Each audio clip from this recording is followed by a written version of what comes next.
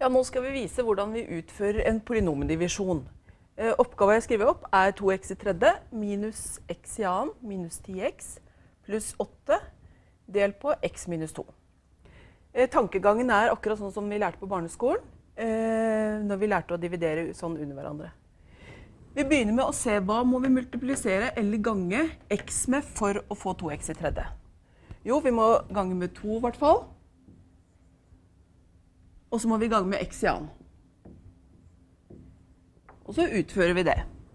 2x i annen ganger x, det er 2x i tredje.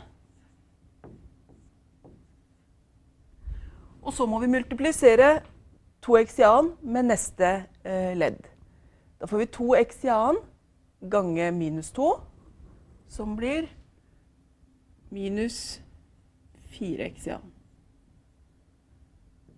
Og her må vi passe på at den minusen hører til totallet, sånn at vi får med minusen når vi multipliserer.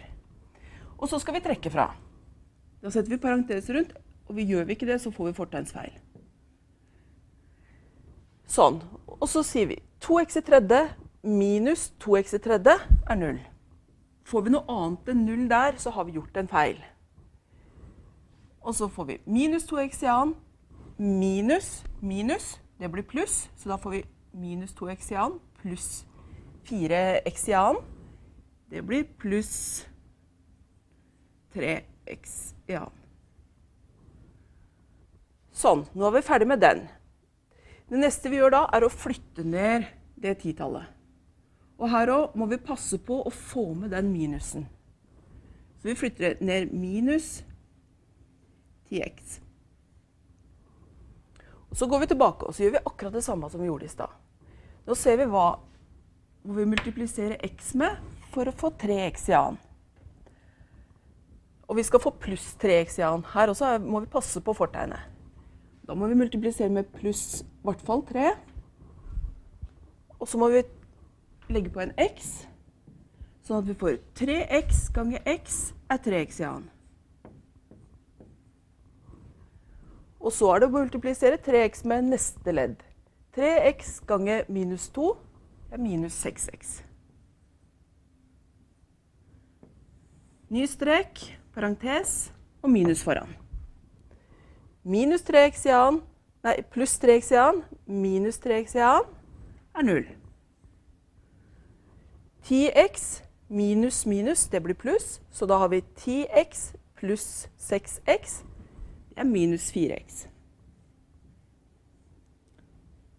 Da har vi kommet dit. Nå har vi trekt fra nok en gang. Og neste vi gjør da, er å flytte ned 8. Og vi tar med plussen. Nå går vi tilbake igjen, og så ser vi hva må vi multiplisere x med for å få minus 4x. Det er minus 4. Minus 4 ganger x, det er minus 4x. Minus 4 ganger minus 2 pluss 8. Ny strek, parentes og minus. Og da ser vi, her får vi 0. Og så får vi pluss 8, minus pluss, som er minus, 8, som er 0. Da har vi ingen rest, og da har vi utført polynomdivisjonen. Hvis vi tenker på en vanlig divisjonsoppgave, så vet vi at hvis vi tar 12 delt på 3, så får vi 4. Det vil si at hvis vi tar 3 ganger 4, så får vi 12. Dette er noe som er kjent for alle. Det vi bruker polynomdivisjonen til, det er å faktorisere. Det vil si å lage et gangestykke ut av den oppgaven der, eller av den, hvis du ser på det som en funksjon. Og faktorisering bruker vi til å løse ulikheter og ligninger. Så det vi egentlig har funnet, det er at 2x i tredje minus x i annen minus 10x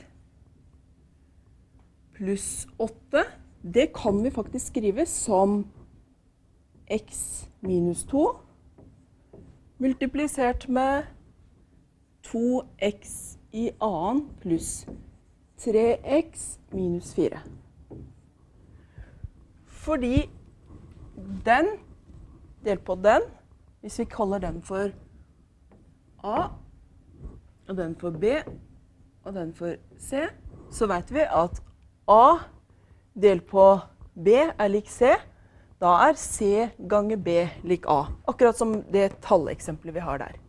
Så nå er vi på neste step for å faktorisere et tredjegradspolynom.